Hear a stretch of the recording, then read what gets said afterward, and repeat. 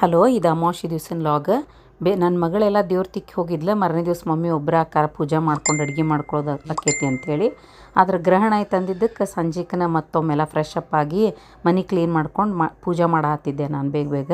ಅವಾಗ ನಿಮ್ಗೊಂದು ಎಲ್ಲರಿಗೂ ಮಾತು ಹೇಳ್ಬೇಕು ಅನ್ನಿಸ್ತು ನನಗೆ. ನನ್ನ ಫ್ರೆಂಡ್ಸಿಗೆಲ್ಲ ಫಾಲೋವರ್ಸಿಗೆ ಹೇಳ್ಬೇಕು ಅನ್ನಿಸ್ತು. ಈಗ ಹೇಳತ್ತೀನಿ ಕೇಳ್ರಿ ಫ್ರೆಂಡ್ಸ್. ಪ್ರೀತಿ ಇವತ್ತಿನ ನಾ ಹೇಳೋ ವಿಷಯ. ಪ್ರೀತಿ ಅಂದರೆ ಮಾತಲ್ಲ, ವಯಸ್ಸಲ್ಲ, ಸೌಂದರ್ಯ ಅಲ್ಲ, ಶ್ರೀಮಂತಿಕೆ ಅಲ್ಲ, ಬಡತನೂ ಅಲ್ಲ. ಪ್ರೀತಿ ಅಂದ್ರೆ ಒಬ್ರನ್ನೊಬ್ರನ್ನ ಕಾಳಜಿ ತೋರಿಸಿ, ಗೌರವಿಸಿ, ಅವ್ರಿಗೆ ಸಪೋರ್ಟ್ ಮಾಡಿ, ಅವ್ರಿಗೆ ಯಾವಾಗಲೂ ಸಪೋರ್ಟಾಗಿ ನಿಂತು, ಒಬ್ರನ್ನೊಬ್ರನ್ನ ಅರ್ಥ ಮಾಡಿಕೊಂಡು, ಅವ್ರ ಜೊತೆಯಾಗಿ ಅವ್ರಿಗೇನು ಕಷ್ಟ ಬಂದರೂ ಎದುರಿಸ್ಕೊಂಡು ಖುಷಿಯಾಗಿ ಜೊತೆಯಾಗಿ ಜೀವನ ಕಳೆಯೋದು ಮತ್ತು ಮೆಮ್ರೀಸ್ ಕ್ರಿಯೇಟ್ ಮಾಡೋದು ಪ್ರೀತಿ.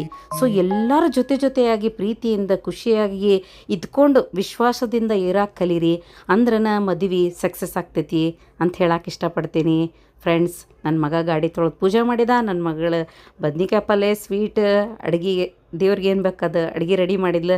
ಸೊ ನಂಗೆ ಈಸಿ ಆಗಿಬಿಡ್ತು, ಅಮಾವಾಸ್ಯೆ ಖುಷಿ ಆಗಿಬಿಡ್ತು ನಂಗೆ. ಅದಕ್ಕೆ ನಿಮ್ಮ ಜೊತೆಗೆ ಇದನ್ನು ಒಂದು ಒಳ್ಳೆಯದನ್ನು ಶೇರ್ ಮಾಡ್ಕೋಬೇಕು ಅಂದ್ಕೊಂಡೆ ನಾವು ಅದು ಪ್ರೀತಿ ವಿಶ್ವಾಸದಿಂದ ಜೀವನ ಮಾಡಾಕತ್ತೀವಿ.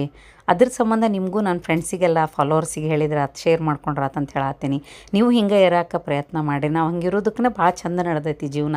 ಖುಷಿಯಾಗಿ ಇರಾಕತ್ತೀವಿ. ನೀವು ಹಂಗೆ ಇರ್ರಿ ಅಂತ ನಾ ಹೇಳಕ್ಕೆ ಇಷ್ಟಪಡ್ತೀನಿ. ಯಾಕಂದ್ರೆ ಒಂದೇ ಜೀವನ ಇದೆ, ಹೇಳಕ್ಕೆ ಬರೋಂಗಿಲ್ಲ. ಯಾವಾಗ ಹೋಗ್ತೀವಿ?